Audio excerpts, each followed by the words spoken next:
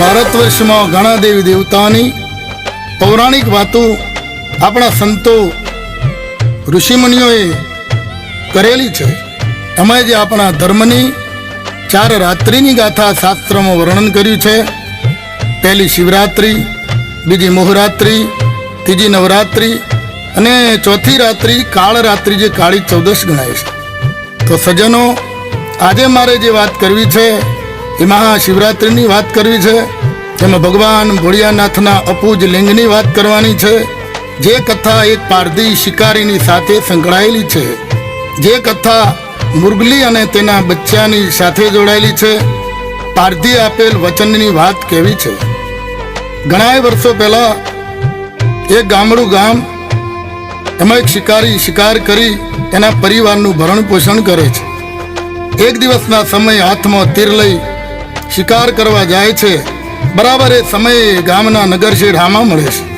પારધીને શિકાર ન કરવા માટે સમજણ આપે છે.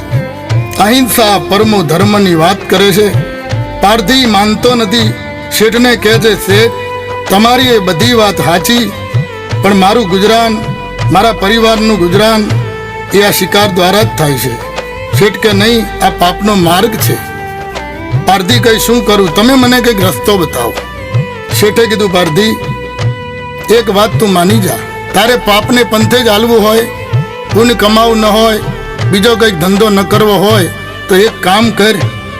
તું કાલથી મારા પરિવારને અને મને તારું મોઢું દેખાડીશ નહીં, જેથી કરી તારા પાપ કર્મનું ફળ મારે ભોગવવું ન પડે.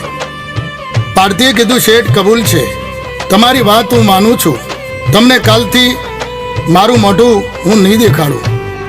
પારધી જંગલમાં શિકાર કરવા જાય છે. આખો દિવસ આમ તેમ ભટક્યો, પણ ક્યાંય શિકાર ન મળ્યો. એમ કરતા કરતા 5 દિવસના વાણા વાઈ ગયા. પરિવાર ઘીરે પારધીને કહે છે કે ભૂખે અમે ટળવળીએ છીએ, કંઈક ખાવાનું લાવો, કંઈક ઉપાય કરો, ભૂખે અમે તલવલીએ છીએ. પારધીએ મનમાં વિચાર્યું કે શાસ્ત્રમાં લખેલી વાત સાંભળી છે કે ગામના કોઈ ધાર્મિક, ધનવાન અને પુણ્યશાળી માણસના દર્શન થઈ જાય તો બેડા પાર થઈ જાય, સારા સુકન કહેવાય. પણ એવું ઘર આખાય ગામમાં મને એક શેઠનું લાગે છે. પણ એમને તો મોઢું દેખાડવું નહીં એવી મેં ટેક લીધી છે.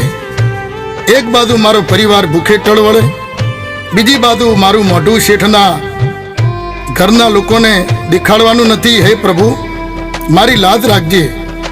એમ વિચારી જ્યાં શેઠનું મકાન છે એનાથી દૂર એક દિવાલ છે.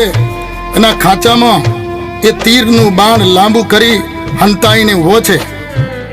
બરાબર એક સમયે સવારે શેઠની દીકરી અને દીકરાની વહુ બંને નણદ ભોજાઈ પાણી ભરવા માટે માથે બેડા લઈને નીકળે છે. પારધીએ વિચાર્યું કે પાણી ભરી અને વળતા થાય એ પછી દીકરીના શુકન લઈ લઉં ને તો બેડા પાર થઈ જાય. વળતા દીકરી નીકળે છે. બરાબર લાગ જોઈ પારધી તીરને લાંબુ કરી અને શેઠની દીકરીની ચૂંદડી નડાડી દે. એમ માને છે કે કુંવારી દીકરીના સુકન મેં લઈ લીધા. પણ એ વખતે શેઠના દીકરાની વહુની નજર પારધી ઉપર દૂરથી પડી છે. સમગ્ર ઘટનાની વાત ઘેરે આવીને શેઠને કરે છે. શેઠે પોતાના ગુરુજીને બોલાવી બધી વાત કરી કે આમ બન્યું છે મારી દીકરી સાથે. ગુરુજીએ કહ્યું કે મૂંઝાવાની વાત નથી, એનું પ્રાયચિત છે. અત્યારે તમે આખા ઘરના પરિવારો, વડીલો, સ્ત્રીને પુરુષો બેસી જાઓ, એનો ઉપવાસ કરો.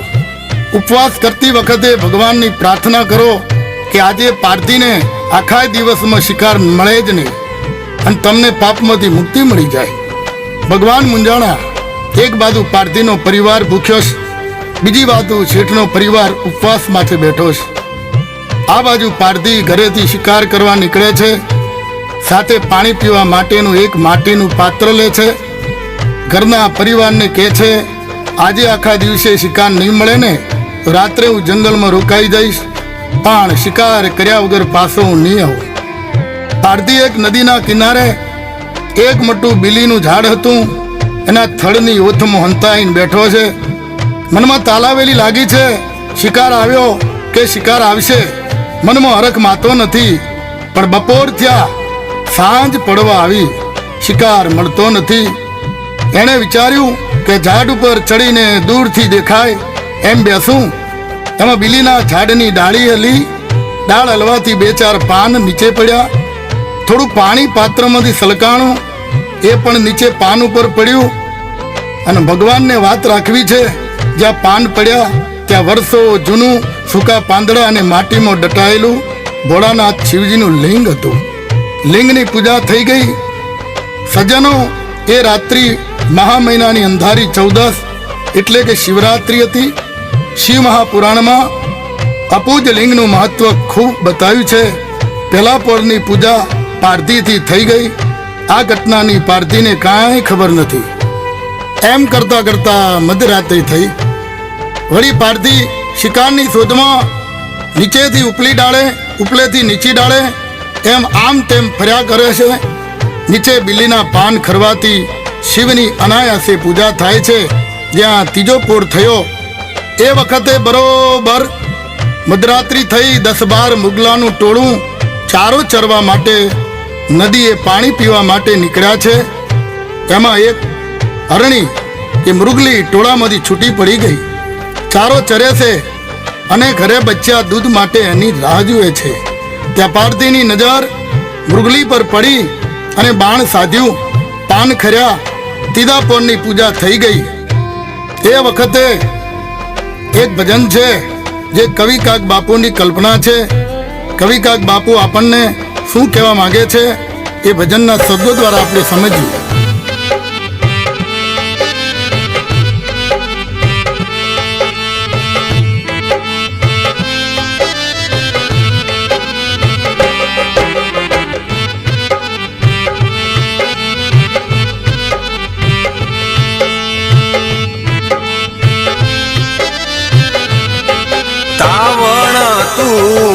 ધાવી લેને મારા બાળ રે, તમારો તો રામ થાશે રખવાળો રે.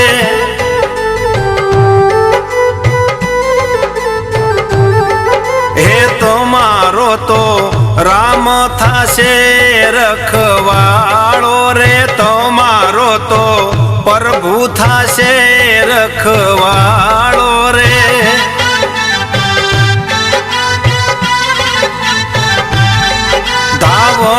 તું ધાવી લેને મારા બાળ રે, તમારો તો રામ થાશે રખવાળો રે.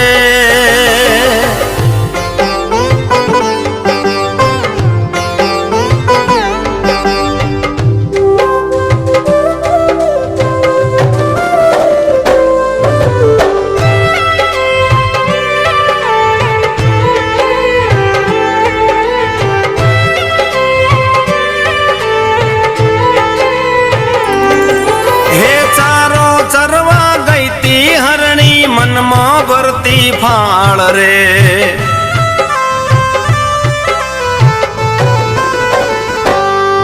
અરે ચારો ચરવા ગઈતી હરણી મનમાં ભરતી ફાળ રે. હે પારધીને એ નજરે ચડતા તીર સાધ્યા તત્કાળ રે.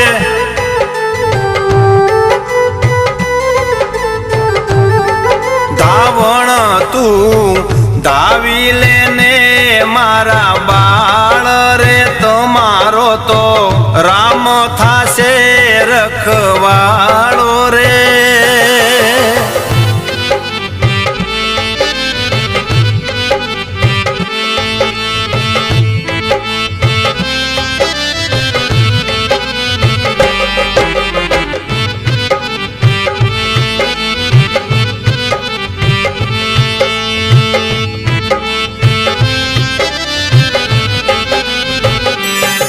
હે તન જંગલમાં મન મઢીમાં જ્યાં જન્મેલા બાળ રે,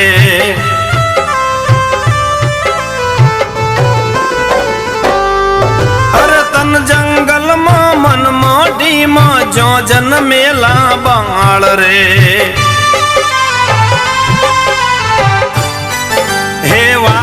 ઉપજી હે વાયદો કીધો આવી ભરતી એ તો ફાળ રે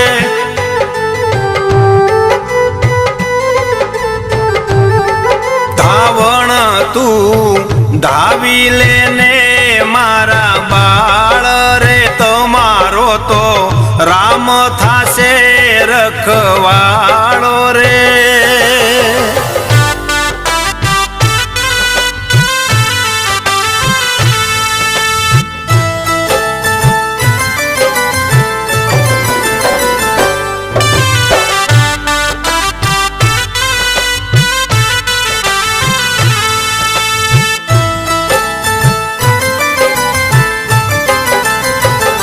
અરણી જ્યાં પાણી પીવા લાગી ગળામાં પાણીના બુડબુડનો અવાજ આવ્યો. પારધીએ જોયું, અરે વાહ પ્રભુ, તારી લીલા અપરંપાર છે, શિકાર સામે જ દેખાય છે. ત્યારે જ્યાં બાણ છોડવા જાય ત્યાં તો મૃગલીને વાચા ઉપડી છે. મૃગલી બોલી, ઉભો રે પારધી, ન મારજે મને, કારણ કે મારું શરીર જંગલમાં છે. મારું મન મારે ઘરે, જ્યાં મારી બોર્ડની અંદર જ્યાં મારા તાજા જન્મેલા બચ્યા છે, દૂધ માટે મારી વાટ જુએ છે. હું જનેતા છું, મારા થાનમાં દૂધ ઉભરાણું છે, મને દૂધનો પાનો ચડ્યો છે. મને તું એકવાર મને ઘેરે જવા દે, મારા બચ્ચાઓને ધવરાવી આવું, પછી મને સુખેતથી તું મારજે. મૃગલીની વાત સાંભળી પારધી ખડખડાટ દાંત મંડ્યો કાઢવા. અરે વાહ મૃગલી, આજે માણસ વચન આપીને ફરી જાય, આપ તો જાનવર છો. મુગલે કીધું, હું જાનવર છું, પણ અમારી મૃગ જાતિ છે, અમારું વચન છે, હું આવીશ. પારધી કે છે, માણસ મન અમારામાં ફેર છે. ભલે હું પશુ જાતિ છું, પણ મારી ઉત્તમ જાત છે. જ્યાં યજ્ઞો થતા હોય એ જગ્યાએ અમે રહીએ છીએ. ત્યાંની ધૂળની યજ્ઞવેદી બનાવવા માટે અમારી ઉત્તમ ધૂળ વપરાય છે. અમારામાં જે કસ્તુરી મૃગ છે એની કસ્તુરી દરેક સારા પવિત્ર કામમાં વપરાય એવી કિંમતી છે. પારધી કહે, પણ તું નહીં આવે તો? મૃગલી કહે, જા, હું સોગંદ ખાઈને કહું છું, જો હું વળતી પાછી અહીં મરવા માટે ન આવું તો મારો જન્મ 13મી સિદ્ધિમાં થાય. જે હાલમાં ચાલી રહ્યો છે સમય, ક્યાંય તમને હરણ જોવા નહીં મળે, કસ્તુરી મૃગ જોવા નહીં મળે. ખાલી અભયારણ્યો તમને જ્યાં છે ત્યાં જ તમને ક્યાંક ક્યાંક મૃગ જોવા મળશે. ખાલી રોજના ટોળા જોવા મળશે. એ આ કલિયુગનો અત્યારે ચાલી રહેલો સમય છે મિત્રો. પારધીનું મન ધીરે ધીરે શિવ પૂજાને લીધે પીગળવા માંડ્યું હતું અને હરણીને કીધું, જા, જલ્દી ઘેરે જા, તારા બચ્ચાને સ્તનપાન કરાવી અને વળતી પાછી આવ. આગળ ભજનના શબ્દો શું કહેવા માંગે છે?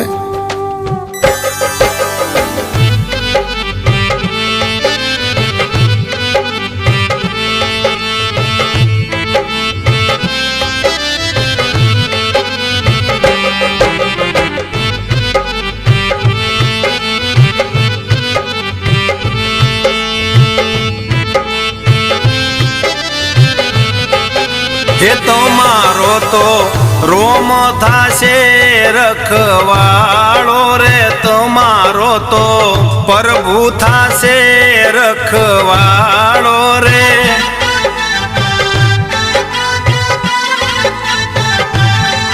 ધાવણ તું ધાવી લેને મારા બાળ રે, તમારો તો રોમ થાશે રખવાળો રે. હે ભૂખે પેટે કેમ જનેતા આવી તું તત્કાળ રે.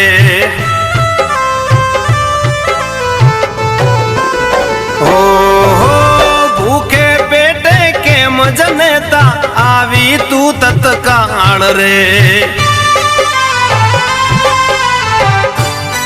છેલ્લા રે ધાવણ ધાવી લ્યો બેટા, મારો આયો છે કાળ રે.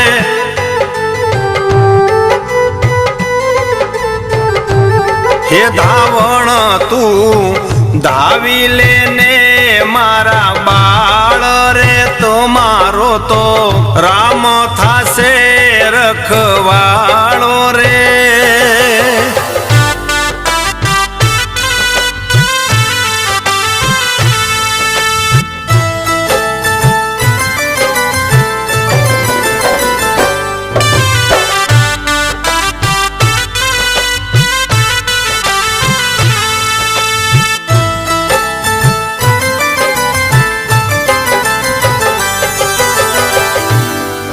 બચ્ચા કહે છે, માં તું કેમ ઝડપથી પાછી આવી? કારણ કે મુગલીએ બધી વાત કરી. બચ્ચા, ના માં, અમારે ધાવણ નથી ધાવવું. તું મરી જા પછી અમારું જગતમાં કોણ? મુરગલી કહે, બેટા તમારો રામ થાશે રખવાળ. બચ્ચા કહે, ના માં, પહેલાં અમે મરશું. અમને મૂકીને તું ન જાત જંગલમાં. અને પછી મિત્રો ભજન આગળ શું કહેવા માગે છે એ ભજનના શબ્દો આપણે સાંભળીએ.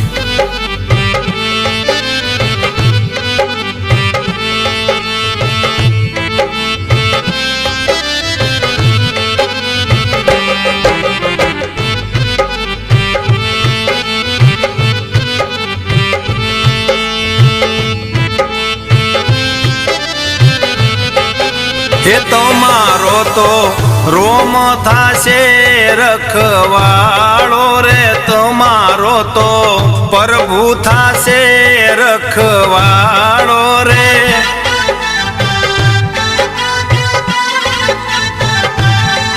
ધાવણ તું ધાવી લેને મારા બાળ રે. તમારો તો રોમ થાશે રખવાળો રે. એ કાળે ઝડપિયા દૂધ જનેતા નહીં ધાવે તારા બાળ રે.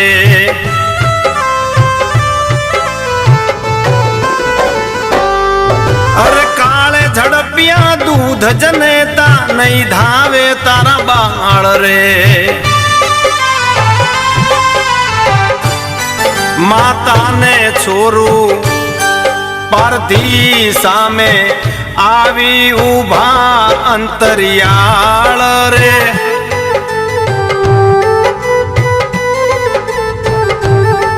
ધાવણ તું ધાવી લેને મારા બાળ રે. તમારો તો રામ થાશે રખવાળો રે.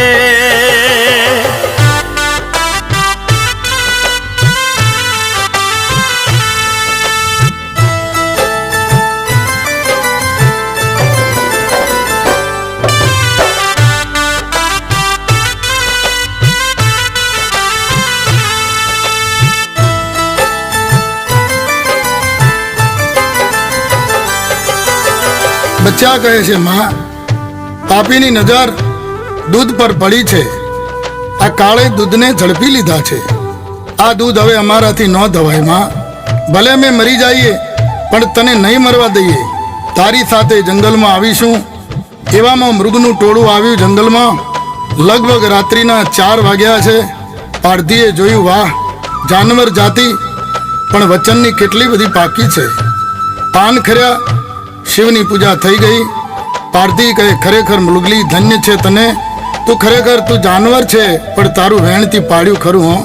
ત્યારે મુરગલી કહે છે, ભજનના આગળના શબ્દો આપણે જોઈએ.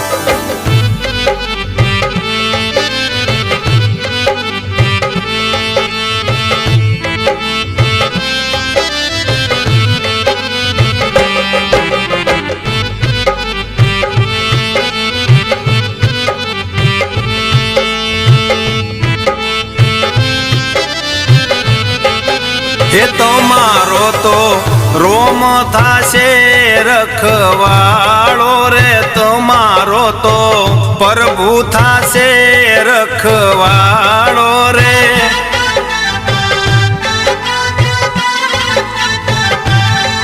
ધાવણ તું ધાવી લેને મારા બાળ રે. તમારો તો રોમ થાશે રખવાળો રે.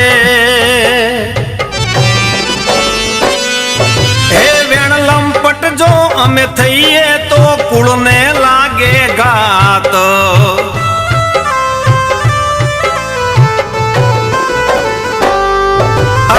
વેણ લંપટ જો અમે થઈએ તો કુળને લાગે ઘાત. સત્યને ભાવે અરે મોતને મળશું બાણ તારું સંભાળ રે.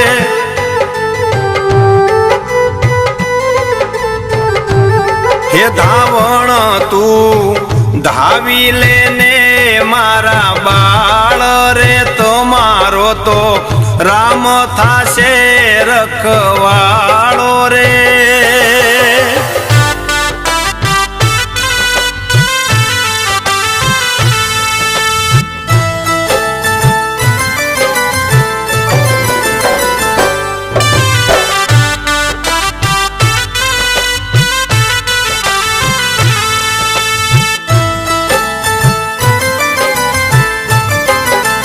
મૃગલી પારધીને કહે છે, અમે વેણ ન ચૂકીએ, ભલે અમારી મૃગ જાતિ હોય, અમે જો વેણ લંપટ થઈએ ને તો અમારા કુળને કાળું કળંક લાગે, ઘાત લાગે. હે પારધી, વિચાર કર્યા વગર ચલાવ તારા બાણને, અને જ્યાં બાણ ચડાવે ત્યાં ચોથા પોરની પૂજા થઈ ગઈ છે. બીલી ઉપરથી પાન ખર્યા, થોડું પાણી ઢોળાણું, ત્યાં તો મૃગલીના બચ્ચા. પારધીને શું કહે છે એ ભજનના શબ્દો દ્વારા આપણે આગળ સાંભળી.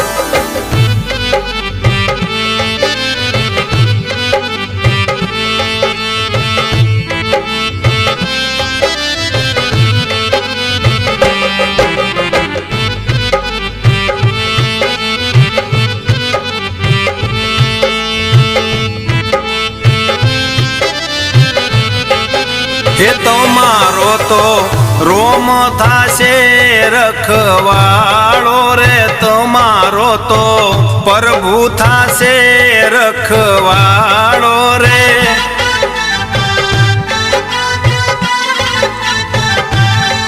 ધાવણ તું ધાવી લેને મારા બાળ રે. તમારો તો રોમ થાશે રખવાળો રે.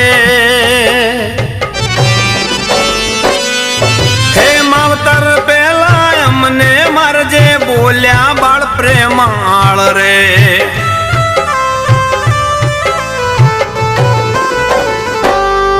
અરે માવતર પેલા અમને મારજે બોલ્યા બાળ પ્રેમાળ રે.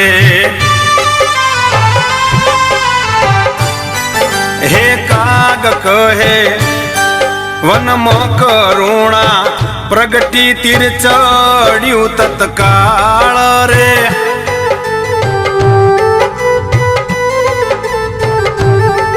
ધાવણ તું ધાવી લેને મારા બાળ રે. તમારો તો રોમ થાશે રખવાળો રે.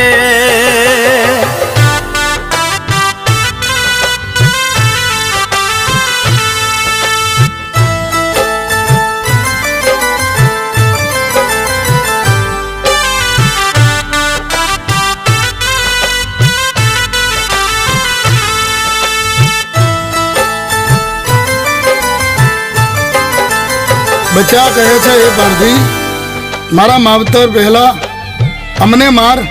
પારધી કે ના, તમને નહીં મારો, કારણ મારી સાથે વચન તમારી જનેતાએ આપ્યું છે. બચ્ચાના અમે પહેલા મરીશું, કારણ કે અમે સ્વર્ગમાં જઈશું.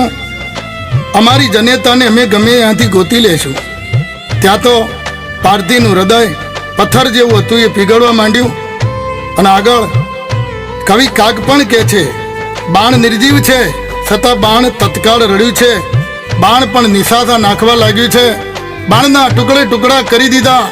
ત્યાં તો નીચે લિંગમાંથી સાક્ષાત ભોળાનાથ પ્રગટ થયા છે. પારધીને પુકાર કર્યો, હે પારધી, તું નીચે આવ, હું તારી માથે પ્રસન્ન છું. પારધી કહે, પ્રભુજી, હું પાપી છું, મને ક્ષમા કરો નાથ, ક્ષમા કરો. પ્રભુ, મને ક્ષમા કરો, હું ખૂબ પાપી છું. ભગવાન ભોળાનાથ કહે, આજે શિવરાત્રિ છે, તે અપૂજ લિંગની પૂજા કરી છે. હું તારી માથે પ્રસન્ન છું. एक पुष्पम बिली पत्रम लोटा जल की धार दयालु રીજ કે દેત હૈ ચંદ્ર મોલી ફલ ચાર તારા બધાય પાપોનો નાશ કરું છું, તને જન્મો જન્મ મુક્તિ આપું છું.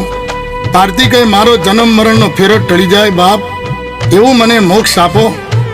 ભોળોનાથ કહે સાંભળ પાર્થી, તારા પરિવારની ફરજો હજુ ઘણી બાકી છે બેટા. આ જન્મ પછી તને મોક્ષ મળશે.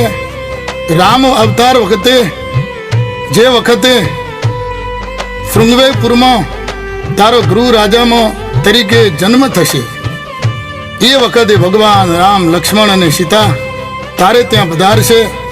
એ વખતે તું એની તન મનથી સેવા કરજે અને તને મોક્ષ મળશે. અત્યારે તું બાણ નદીને હામે ભેખડમાં તું માર, ત્યાંથી તને આખી જિંદગી નહીં ખૂટે ને એવો ખજાનો તને મળશે. ચપટી બબૂત મેં હે ખજાના કુબેર કા. તે તારા જીવન માટે, તને પુણ્યદાન માટે તું આ ધન વાપરજે. હવે તું અહીંથી તારે ઘેરે જા. ભોળાનાથ રણાઓને આશીર્વાદ આપે છે. તમારું સ્થાન આકાશમાં જ્યાં ગગનમંડળ છે ત્યાં કાયમી તારલા રૂપી રહેશે અને યુગે યુગ તારું સ્થાન રહેશે. લોકો આકાશમાં તારા દર્શન કરશે. પાર્થીને કહે છે તું જ્યાં આકાશમાં સ્થાન છે ત્યાં લોધિકા તરીકે તારું સ્થાન રહેશે. રણાઓની સાથે તું હંમેશા આડો ફરતો દેખાઈશ. એવું તારું સુંદર મજાનું દ્રશ્ય લોકો દર્શન કરશે. આ સાંભળીને પાર્થી પોતાને ઘેરે જાય છે. હરણ પણ પોતાને જંગલમાં જાય છે. ભોળાનાથ દર્શન આપીને અદ્રશ્ય થઈ જાય છે. આ બાજુ પાર્થી પોતાને ઘરે આવી અને પોતાના પરિવારને રાતે જે ઘટના બની છે એની આખી વાત કરે છે. પરિવાર ખૂબ રાજી થાય છે. પરિવારને ધન આપે છે. ઘરમાં મનમાં વિચાર કરે છે કે આજે હું આ ધનવાન થયો છું, એ ભોળાનાથના દર્શન થયા છે, પાપમાંથી મને મુક્તિ મળી છે. એ બધોય પ્રતાપ જો હોય તો આપણા ગામની શેઠની કુમારિકા દીકરીના દર્શન કર્યા, એના સુકન લીધા ને એનો પ્રતાપ છે. માટે આમાંથી હું થોડુંક ધન કાપડા તરીકે શેઠની દીકરીને આપું તો ભવ ઋણ મુક્ત થઈ જાઉં. હું શેઠને પરિવારનું તો મોઢું હું જોતા નથી, મારા શુકન લેતા નથી, હું અપશુકન્યાળ છું. મારે હવે શેઠને ઘરે કેમ જાવું? પણ ત્યાં કોકની હારે સમાચાર મોકલાવે છે કે પાર્થી તમને મળવા માંગે છે. આખી સમગ્ર ઘટનાની વાત કરે છે. પોતાના ગુરુને વાત કરી કે હવેલીએ તેડાવ્યા, પાર્થીએ બિલકુલ પાપ નથી કર્યું એવી વાત માંડી છે. ગુરુના કહેવાથી શેઠના પરિવારે ઉપવાસને છોડ્યા છે. ઉપવાસ છોડાવી અને બધાને જમાડ્યા. ભગવાનને થાળ પણ ધર્યો છે, પારણા કીધા છે. પાર્થી ગુરુજીને પગે લાગે છે, આશીર્વાદ મેળવે છે. બધોય પ્રતાપ આપણી દીકરીના શુકનનો છે એમ પાર્થી કહે છે.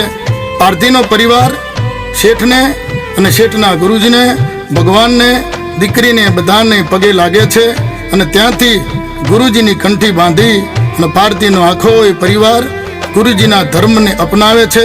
ધર્મ ભળી જાય છે અને સત્કર્મ કરવા લાગે છે. આવો છે શિવ પુરાણનો શિવરાત્રિનો મહિમા. આ વાત મેં સંતો પાસેથી, કઈ ભક્તો પાસેથી, અમુક ધાર્મિક પુસ્તકમાંથી મેં લીધેલ છે. મારી બુદ્ધિ અનુસાર મેં આ વાત કરી. ક્યાંક જો સતી રહી જાય તો આપ સૌની ક્ષમા માંગુ છું. જય ભોલેનાથ.